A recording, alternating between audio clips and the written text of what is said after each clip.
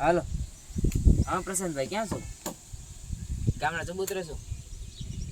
એ વાંધો નહીં, સારું નહીં આવું.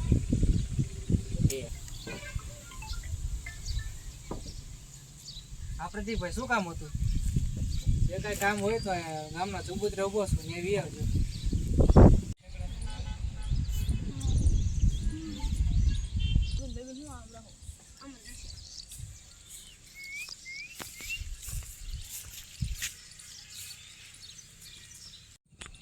પ્રદીપભાઈ શું ફોન કર્યો હતો?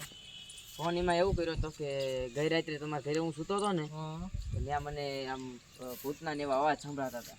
તો મને ન્યાય અપાવો ને મને બચાવો ને. તો ત્યાં કાંઈ એવી ઘટના બની ગયેલી છે? ના, એવો કંઈ બનાવ બન્યો નથી. પણ અમારા જે પ્રમુખ છે ને, જે ઓલા વડીલ, એમને ફોન કરીને પૂછી લો, અહીંયા બોલાવી લે. એવું લાગે ને તમને એમ જતો હોય ને તો કાંઈ વાંધો નહીં, ફોન કરો ને.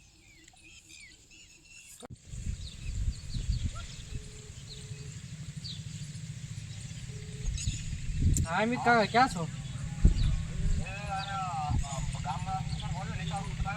આ ગામના ચબૂતરે આવજો ને, મકાનની મેટર થઈ છે.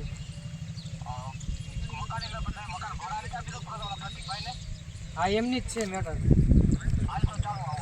હા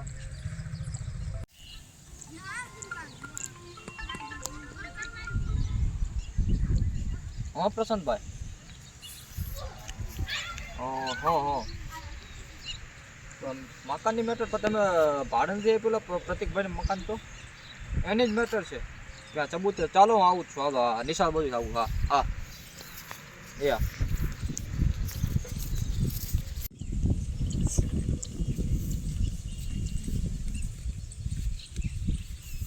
પ્રતિકભાઈ મજા મજા ને? શું વડેલો મોજમાં? મજા મજા મજા. શું હતું? મકાનની મેટર હતી આ ભાઈ. શું પ્રતિકભાઈ શું છે? એમાં એવું છે, ગઈ રાત્રે કાલે લાઇટ વહી ગઈ હતી ને, આમ ભૂતના જેવો અવાજ આવતો હતો. મને ન્યાય અપાવો, મને બચાવો, એવો બધો અવાજ આવે. કયા મકાને? હા, તમે જે મને ભાડે મકાન આપ્યું છે ને, છોકરાના તક છોકરીના? છોકરીનો અવાજ હતો. પણ હવે અહીંયા મકાનમાં તો કઈ કોઈ ઘટના કે એવું કઈ બન્યું જ નથી. તો કઈ રીતે માન્ય અવાજ આવે છે? અહીંયા એવું કંઈ અવાજ આવે છે એમને.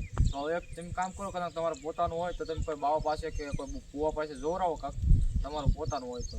બાકી અહીંયા એવો કોઈ બનાવ બનેલો છે નહીં. તો એવા એક સાધુ છે, અમને હું વાત કરું ત્યાં મારું તમારે ઇન પાસે જોવરો તો છૂટી, તમારે ઘરે લાવવા તો છૂટે, બરોબર? તમારે છૂટ આપી આપણે વડીલને બોલાવી લેવાય. હા, તમારે જે સાધુને બોલાવો, બોલાવી લઈએ. જે કરવું હોય જોવરાવો બોલાવો તો બોલાવો. કોઈ મોટો મેટર છે જ નહીં અહીંયા, બરોબર? કાંઈ વાંધો નહીં, સાધુને ફોન કરી દો અને બોલાવી લો. હા વાંધો નહીં, બોલાવો એટલે અમને જાણ કરજો, અમે આવી જઈશું. કાંઈ વાંધો નહીં, તમને ફોન કરો અમને. ચાલો. હા નીતિનભાઈ ક્યાં છો? ઓફિસે છો? તો કેટલાક છૂટ છો? 6 વાગે. એ કાંઈ વાંધો નહીં, 6 વાગે છૂટીને ફોન કરજો ને. યા પ્રદીપભાઈ શું કામ હતું મારું? મારી ધ્યાનમાં એક પાદુ બાબા છે, તો આપણે ત્યાં તેની પાસે જઈએ. ચાલો આપણે સાધુ પાસે જઈએ. ચાલો સર, ચાલો. આ છે પાદુ બાબા? હા ચાલો.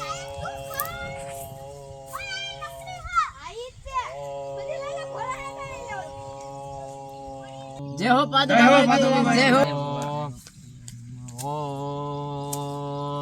શું બાળકો આવ્યા છો મારી પાસે? બાપુ આને કંઈક તકલીફ છે, તો તમે આને કહો. શું બેટા, તારે શું તકલીફ છે?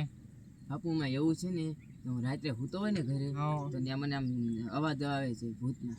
હા, છોકરી એમ કહે છે કે મને બચાવો બચાવો, મને ન્યાય અપાવો. મકાન તમારું પોતાનું છે? ના, અમે ભાડે રાખ્યું. ના, મકાન મારું છે.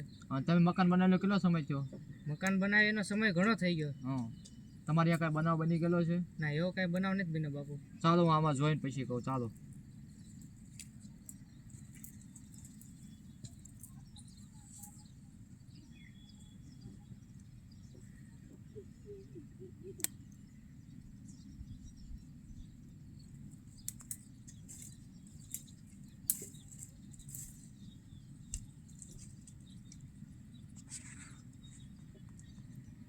ભાઈ પ્રતિકભાઈ, આમના ઘરમાં એક છોકરીની આત્મા છે અને એ આત્મા તમને કાંઈક વાત કરવા માંગે છે. તો હવે જ્યારે છોકરી તમારી પાસે આવે ત્યારે તમારે એને પૂછવાનું છે કે શું તમારે કેવું છે. એમ કહેશો એટલે એ તમને જે વાત છે એ તમને કહેશે.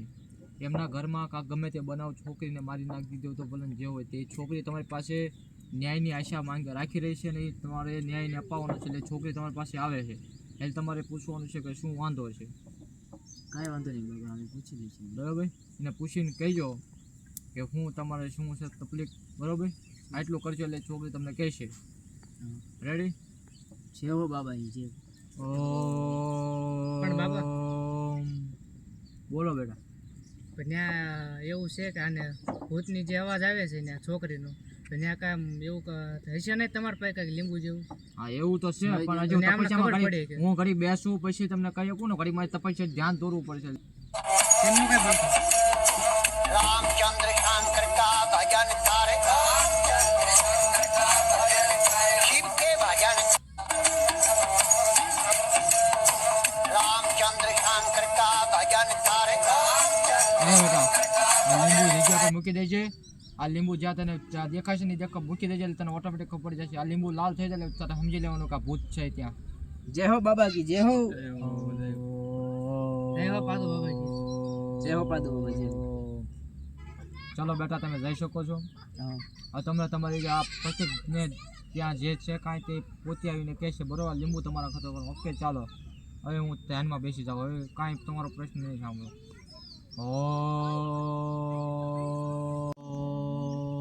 જય હો પાદુ બાબા જય હો. જય હો. જય હો.